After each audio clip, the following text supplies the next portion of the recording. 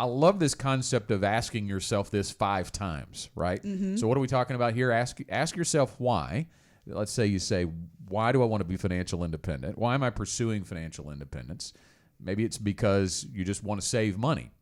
If you answer yourself that way, then ask why. Why do you want to save money? So it's kind of this deeper dive into really understanding what it is you want. Which is what we do in the meeting room. When someone answers a question, we're always going to say, okay, why is that important? Why is that important? Because often there's something in the back of their mind that they're maybe not even aware of that is truly their driving force. For me, honestly, it's about teaching my children better than I knew. I want to be intentional to educate them when I'm making financial decisions so that when they're older, they're equipped. Because I love my family that did a great job teaching me a lot of things, but finances was not part of our conversations.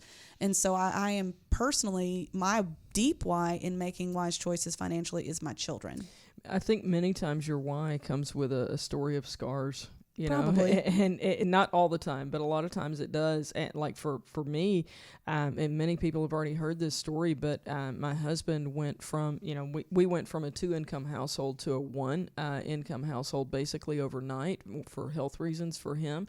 And that was a challenge. But then we also had over 6 figures of medical debt before it was all said and done, above and beyond what the insurance companies were going to pay. And that'll blow up an emergency fund pretty quickly. Oh, yeah.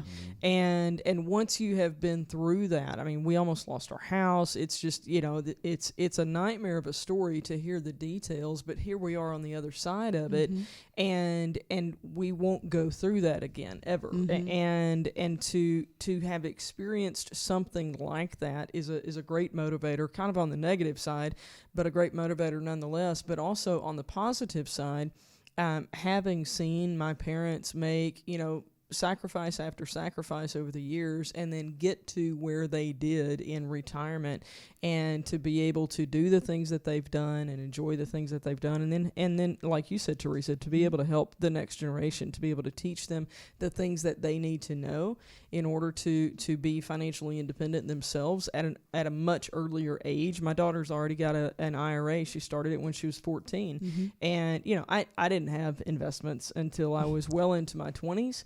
And so she's starting, over a decade earlier than I did, because that is part of the focus of financial independence for our family. Yeah, I think about that. When you start early, the mind game is not going to be as hard because you're used to it, right? Yeah. You've been doing it for 10 years by the time you're in your 30s.